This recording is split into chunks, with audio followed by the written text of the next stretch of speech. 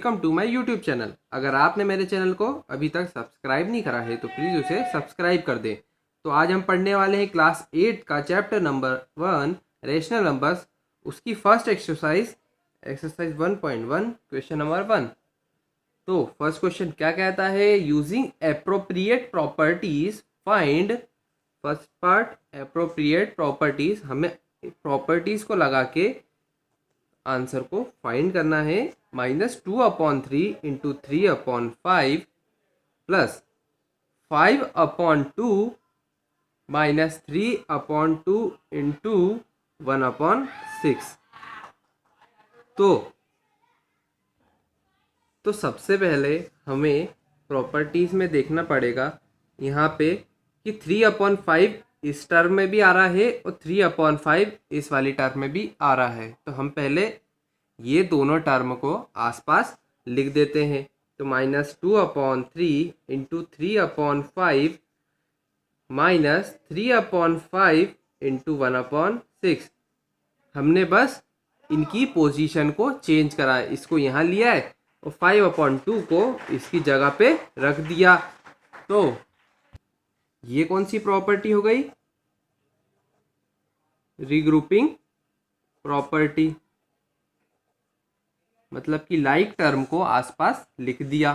फिर अब क्या करना है, 3/5 और 3/5 को कॉमन लेना है। 3/5 इस टर्म से कॉमन लेंगे, ब्रैकेट आ जाएगा, -2/3 बचेगा। साथ में 3/5 इस टर्म से भी लेंगे कॉमन, तो क्या बचेगा यहाँ पे 1/6 बचेगा। साथ में 5/2 तो सेम ऐसा ही रहेगा। ये कौन सी प्रॉपर्टी है, डिस्ट्रीब्यूटिव प्रॉपर्टी। क्या बोलती है ये, equal to AB plus BC, BCA। अब ब्रैकेट वाली टर्म को हमें दोनों को सॉल्व करना है। तो अगर हम इसका एलसीएम लेंगे 6 और 3 का, तो फाइनल एलसीएम क्या आएगा हमारा, 6 आएगा। अब 3 को 6 से डिवाइड करना है तो कितना आंसर आ गया, 2। तो नीचे भी 2 का मल्टीप्लाई होगा और ऊपर भी 2 का मल्टीप्लाई होगा। तो नीचे 2 का मल्टीप्लाई करने पे हमारा आंसर आ गया 6, ऊपर 2 मल्टीप्लाई करने पे आ गया -4। माइनस का साइन ऐसे ही। अब यहाँ तो पहले से ही 6 है तो कोई मल्टीप्लाई करने की ज़रूरत नहीं। अब 3/5 तो ऐसे ही कितना आ गया, -5/6 प्लस 5/2। अब ये डिनोमिनेटर का 5 और ये ऊपर वाला 5 दोनों कैंसिल आउट हो गए। तो यहाँ पे क्या बचा, -1, और -1 का जब 3 में मल्टीप्लाई होगा तो -3/6 आ जाएगा। और यहाँ पे बचेगा 5/2। अब 3 के टेबल में 3 भी आता है और 6 भी आता है। तो 3 1 जा 3, 3 2 जा 6। तो कितना आ गया, -1/2 प्लस 5/2। अब दोनों की बेस सेम है तो हम इनको ऐड कर देंगे। हमें एलसीएम लेने की भी कोई ज़रूरत नहीं है, बेस सेम है तो डिनोमिनेटर को एक साथ लिख दिया। यहाँ पे आ गया -1, यहाँ बचा +5। सॉल्व करेंगे तो कितना आंसर आ गया, 4/2। फाइनल आंसर कितना आ गया, 2। अब सेकेंड पार्ट को सॉल्व करते हैं। क्या है, 2/5 multiply by -3/7 plus -1/6 multiply by 3/2 plus 1/14 multiply by 2/5। अब यहाँ पे देखना है कि कॉमन टर्म क्या है। यहाँ पे 2/5 है, यहाँ 3/7, यहाँ 1/6, यहाँ 3/2, यहाँ 1/14, यहाँ पे 2/5। तो इधर भी 2/5 आ रहा है और इधर भी 2/5 आ रहा है। तो इनको हम साथ में लिख देते हैं। 6 इंटू 3/2 प्लस 1/14 इंटू 2/5। अब हम इनको साथ में लिखेंगे तो 2/5 इंटू -3/7। पोजीशन को हमें चेंज करना है, तो यहाँ पे क्या आ गया 1/14 इंटू 2/5 माइनस 1/6 इंटू 3/2। कौन सी प्रॉपर्टी लगाई हमने? प्रॉपर्टी लगाई रीग्रुपिंग वाली। अब मेंशन कर देना है कि कौन सी प्रॉपर्टी लगाई है, क्योंकि क्वेश्चन में भी यही बोला गया है। यहाँ से हम 2/5 को कॉमन ले लेंगे, तो यहाँ क्या बचा -3/7 और यहाँ क्या बचा 1/14। इसमें से कुछ कॉमन नहीं लिखा है तो इसको एज इट इज लिख देना है। और ये जो कॉमन लेने वाली प्रॉपर्टी है वो कौन सी है? Distributive property. अब ब्रैकेट के अंदर वाली टर्म को सॉल्व करना है, तो एलसीएम जब लेंगे 7 और 14 का तो एलसीएम क्या आएगा? एलसीएम आएगा 14। तो एलसीएम 14 आया है तो हमें डिनोमिनेटर में क्या लाना पड़ेगा? 14 लाना पड़ेगा। तो 7 में ऐसा क्या मल्टीप्लाई करे कि 14 आ जाए? 2 का मल्टीप्लाई करना पड़ेगा। जब नीचे 2 का मल्टीप्लाई करा है तो ऊपर भी 2 का मल्टीप्लाई करना पड़ेगा। और यहाँ पे तो 14 ही है पहले से ही, तो यहाँ पे 1 का मल्टीप्लाई करना पड़ेगा। ये एज इट इज ऐसा आ जाएगा। अब यहाँ आ गया 2/5, यहाँ पे आ गया 14, ऊपर आ गया -6, यहाँ पे आ गया +1। -6 इंटू 3/2। अब यहाँ पे हमने जब ब्रैकेट को सॉल्व करा तो ऊपर क्या देखा कि ऊपर आ गया -5 और नीचे है पहले से ही 5। तो क्या करना पड़ेगा हमें?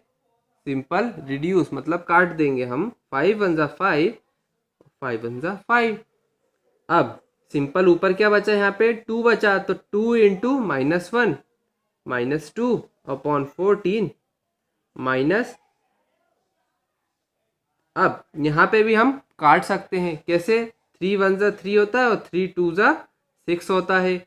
और 1/2 इंटू 1/2 कितना होता है? 1/4 होता है।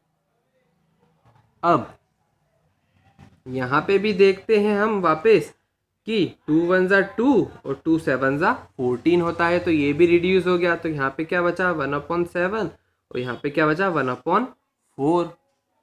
जब दोनों का एलसीएम लेते हैं तो कितना आंसर आता है एलसीएम में? 28। तो -1/7 में ऐसा क्या मल्टीप्लाई करें कि 48 आ जाए? तो 7 में हम 4 का मल्टीप्लाई करते हैं तो हमारा 28 आंसर आ जाता है। तो वैसे ही जब नीचे मल्टीप्लाई करा तो ऊपर भी करना पड़ेगा। और यहाँ पे क्या बचा? -1/4। तो 4 में जब हम 7 का मल्टीप्लाई करते हैं तो 28 आ जाता है। तो हमारा फाइनल एलसीएम कितना आ गया? 28। ऊपर क्या बचा? -4, यहाँ पे बचा -7। दोनों को हमने सॉल्व करा तो कितना आ गया? -11/28। तो हमारा फाइनल आंसर आ गया। अब क्वेश्चन नंबर 2 पे आ जाते हैं। तो अब हमें right the additive inverse of each of the following. तो एडिटिव इनवर्स निकालना है। एडिटिव इनवर्स वो क्या होता है? किसी भी गिवन नंबर के आगे अगर माइनस का साइन लगा दें तो वो क्या होगा? उसी नंबर का एडिटिव इनवर्स। और वो क्यों बोलते हैं कि जब भी हम किसी भी एडिटिव इनवर्स को उसी नंबर में सम करते हैं तो फाइनल आंसर हमारे पास 0 आता है। तो फर्स्ट क्वेश्चन क्या है? 2/8 का हमें एडिटिव इनवर्स निकालना है। तो 2/8, तो मैंने क्या बोला था कि जो भी नंबर गिवन है उसका अगर नेगेटिव हम निकाल लेते हैं तो 2/8 के आगे बस क्या करना है? माइनस का साइन लगा देना है। तो -2/8 है वो क्या है, एडिटिव इनवर्स। वैसे ही अब दूसरे क्वेश्चन पे आ जाते हैं, -5/9। अब यहाँ तो पहले से ही नेगेटिव संख्या है, तो अब कुछ नहीं करना, सेम वही प्रोसीजर है। जो भी गिवन नंबर है उसके आगे हमें बस नेगेटिव का साइन लगाना है। -5/9 के आगे हमने एक और नेगेटिव साइन लगाया, तो माइनस इंटू माइनस कितना हो गया, प्लस हो गया। तो हमारे पास कितना आंसर आ गया, +5/9। तो ये भी क्या हो गया हमारा, एडिटिव इनवर्स। वैसे ही थर्ड पार्ट करते हैं, -6/5। सेम वही प्रोसीजर, जो भी गिवन नंबर है उसके आगे माइनस का साइन लगाना है और फिर उसको फाइनलाइज करना है। तो इसके आगे माइनस इंटू माइनस क्या हो गया, प्लस। तो 6/5 हमारा आंसर आ गया। फोर्थ पार्ट क्या है, -2/-9। तो डिनोमिनेटर में -9 हो या न्यूमरेटर में, बात तो एक ही होती है। अब हमें प्रोसीजर क्या करना है कि जो भी गिवन नंबर है उसके आगे हमें माइनस का साइन लगाना है। ये लगा दिया, तो इधर तो प्लस है, यहाँ पे प्लस है, तो प्लस माइनस इंटू प्लस कितना होता है, माइनस होता है। तो -2/9 और अपॉन में भी -9 आ गया। तो यहाँ पे भी माइनस, यहाँ पे भी माइनस, तो माइनस और माइनस कैंसिल आउट और फाइनल आंसर आ गया हमारा +2/9। अब फिफ्थ पार्ट -19/6। तो वही प्रोसीजर, जो भी गिवन नंबर है उसके आगे माइनस का साइन लगाना है और फिर सॉल्व करना है। तो माइनस इंटू माइनस प्लस 19/6, ये हमारा आंसर आ गया। क्वेश्चन नंबर थर्ड क्या बोलता है, वेरीफाई दैट -(-x), मतलब कि -x के आगे भी माइनस का साइन है, वो किसके इक्वल है, जो गिवन x वाली वैल्यू है। तो अब हमें वेरीफाई करना है। तो x = 11/5। अब हम LHS को देख लेते हैं। वेरीफाई करने के लिए लेफ्ट हैंड और राइट हैंड साइड देखना पड़ता है। तो LHS कितना है हमारा, -(-x). तो -(x) की वैल्यू कितनी है, 11/5। वैल्यू को पुट कर दिया। अब हमें पता है कि माइनस इंटू माइनस कितना होता है, प्लस होता है। तो 11/5 + 11/5 हमारा आंसर आ गया। अब हमने RHS में भी देखा कि वैल्यू रखी x की वैल्यू कितनी है, 11/5। तो LHS = RHS, क्या लिख दिया हमने, हेंस वेरीफाइड। मतलब कि हमारी LHS की लेफ्ट हैंड साइड की जो वैल्यू है वो राइट हैंड साइड की वैल्यू के इक्वल आ गई। वैसे ही सेम सेकेंड पार्ट भी कर लेते हैं। x की वैल्यू कितनी है, -13/17। LHS को सॉल्व करते हैं पहले। -(-x), माइनस x की वैल्यू रखी -13/7। पहले ये माइनस किसके आगे लगा हुआ है, ये ब्रैकेट -13 के आगे, और ये बड़ा वाला ब्रैकेट पूरे होल वैल्यू के आगे लगा हुआ है। तो अब हम क्या करते हैं सॉल्व, पहले जाते हैं माइनस इंटू माइनस कितना हो गया, प्लस -13/7। मतलब पहले इन दोनों आगे वाले माइनस को सॉल्व करा, फिर अब इस दोनों को सॉल्व करते हैं। प्लस इंटू माइनस कितना हो गया, -13/7। अब RHS को सॉल्व करते हैं राइट हैंड साइड को। तो वो क्या है, x की वैल्यू कितनी है, -13/7। तो LHS = RHS यहाँ पे आ गया। फिर क्या लिखेंगे हम, हेंस वेरीफाइड। क्वेश्चन नंबर 4 क्या बोलता है, find the multiplicative inverse of the following. तो मल्टीप्लिकेटिव इनवर्स फाइंड करना है। तो क्या होता है मल्टीप्लिकेटिव इनवर्स, जो भी गिवन नंबर है ए, उसको हम 1/a के फॉर्म में लिख दें, और तो वो क्या होगा, उसका मल्टीप्लिकेटिव इनवर्स। और ऐसा क्यों बोलते हैं कि जब a और 1/a का मल्टीप्लाई करते हैं तो आंसर फाइनल हमें क्या आता है, 1 आता है, इसलिए हम इसे मल्टीप्लिकेटिव इनवर्स कहते हैं। तो हमें कुछ नहीं करना, उसका 1/a के फॉर्म में रिप्रेजेंट करना है। तो 1/a मतलब कि उसका रेसिप्रोकल करना है। तो फर्स्ट क्वेश्चन क्या है, -13, इसको हम क्या लिख सकते हैं, -13/1। और जब हम इसका रेसिप्रोकल करेंगे तो क्या आ जाएगा, 1/-13। तो ये क्या है, मल्टीप्लिकेटिव इनवर्स ऑफ -13। अब सेकेंड पार्ट कर लेते हैं, वो क्या है, -13/19। अब इसका हम रेसिप्रोकल करते हैं तो कितना आ गया, 19/-13। तो 19/-13 is multiplicative inverse of -13/19। Third part करते हैं। थर्ड पार्ट क्या कहता है, 1/5 का हमें मल्टीप्लिकेटिव इनवर्स निकालना है। तो हमें कुछ नहीं करना, उसका रेसिप्रोकल कर देना है। और ये कितना होता है, 5 ही होता है, 5/1। तो 5 इज मल्टीप्लिकेटिव इनवर्स ऑफ 1/5।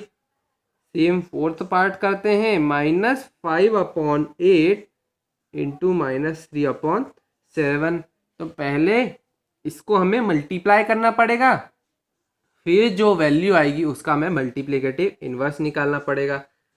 तो क्या करना पड़ेगा, न्यूमरेटर का न्यूमरेटर वाली वैल्यू के साथ मल्टीप्लाई और डिनोमिनेटर का डिनोमिनेटर वाली वैल्यू के साथ मल्टीप्लाई।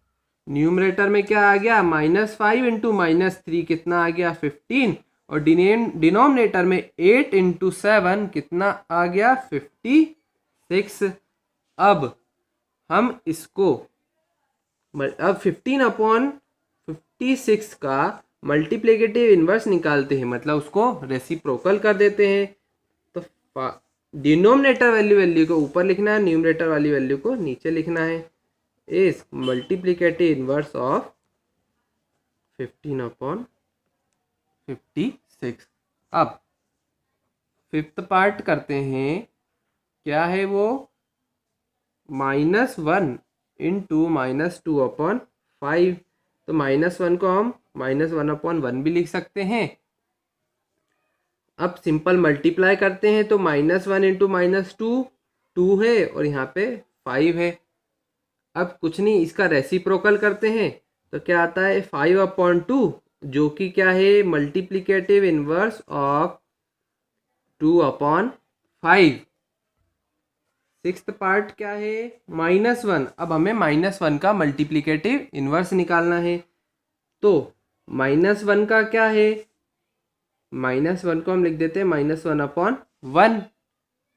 अब इसका रेसिप्रोकल क्या होगा, 1/-1। माइनस साइन चाहे डिनोमिनेटर में लिखो चाहे न्यूमरेटर में लिखो, बात तो एक ही होती है। तो हम इसको -1/1 भी लिख सकते हैं। और ये भी क्या होता है, -1 ही होता है। तो -1 इज मल्टीप्लिकेटिव इनवर्स ऑफ -1।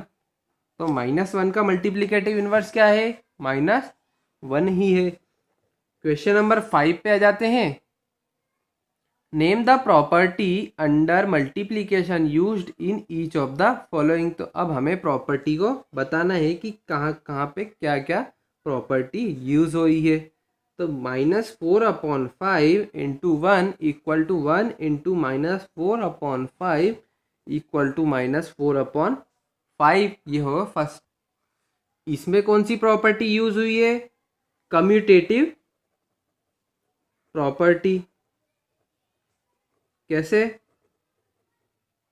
वो भी अंडर मल्टीप्लिकेशन। क्यों? क्योंकि a into B equal to B into ए।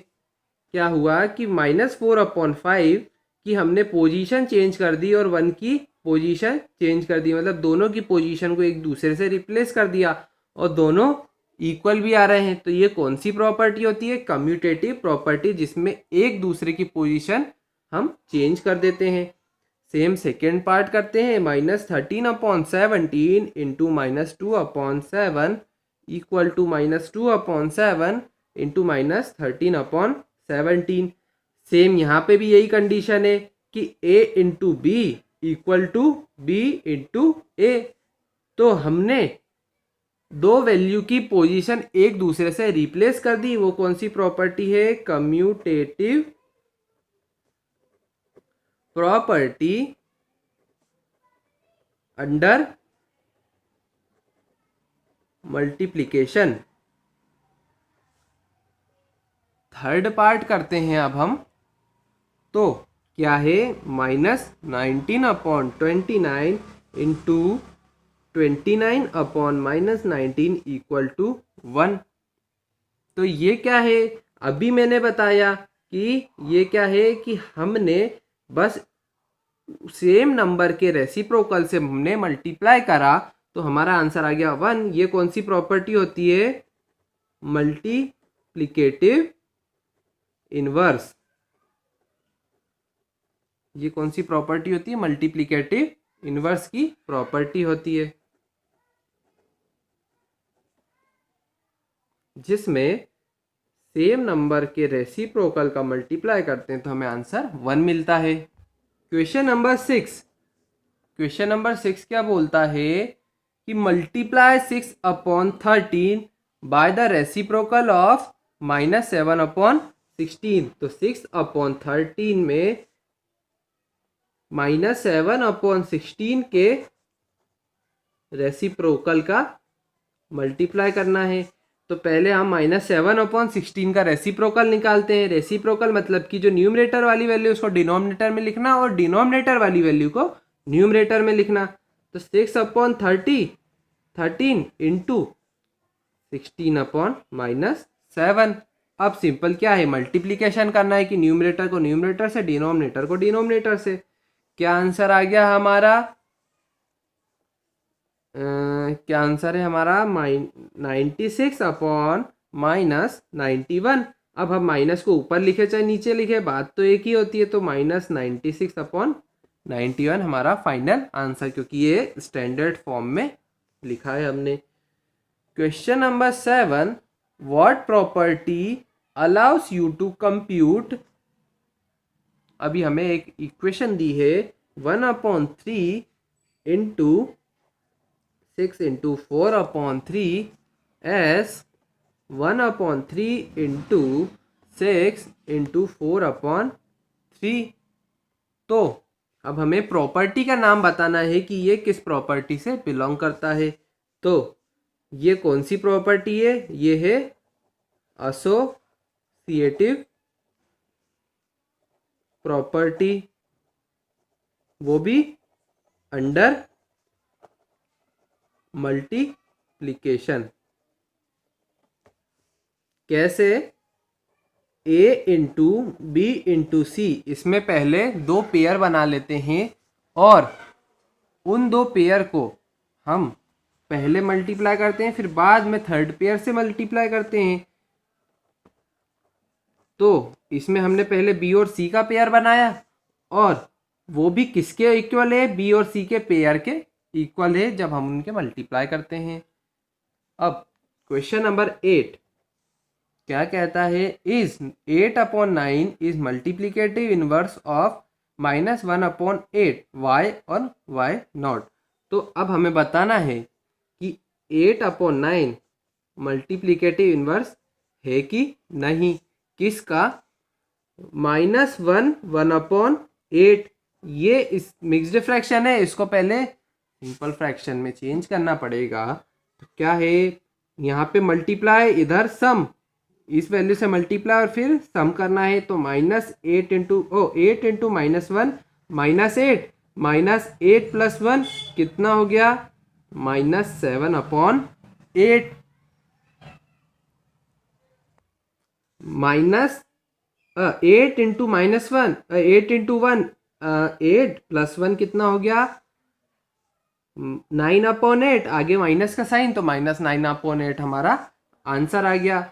अब -9/8 का मल्टीप्लिकेटिव इनवर्स क्या होता है, हमें कुछ नहीं करना, उसका रेसिप्रोकल करना है।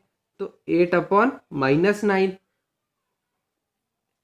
-9/8 का रेसिप्रोकल करा तो 8/-9 आया। तो ये क्या हुआ, इसका मल्टीप्लिकेटिव इनवर्स। पर हमसे क्या पूछा है कि 8/9 है क्या इसका मल्टीप्लिकेटिव इनवर्स, नहीं है।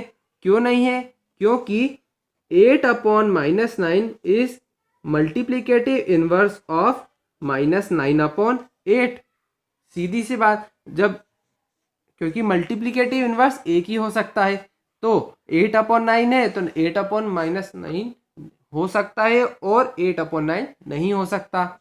अब सेम नेक्स्ट क्वेश्चन पे आ जाते हैं। क्वेश्चन 9 क्या कहता है कि if 0.3 the multiplicative inverse of 3 1/3 y और y0, तो 3 1/3 का मल्टीप्लिकेटिव इनवर्स क्या 0.3 है कि नहीं है, हमें ये चेक करना है। तो पहले इसको सिंपल फ्रैक्शन में चेंज करते हैं। तो 3 इंटू 3 9 + 1 10/3, तो 10/3 का मल्टीप्लिकेटिव इनवर्स क्या होगा, 3/10 है ना। और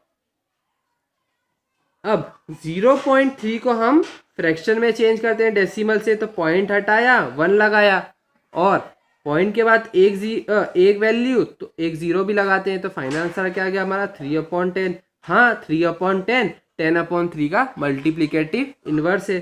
तो yes, 0.3 is multiplicative inverse of 3 1/3। ये हो गया हमारा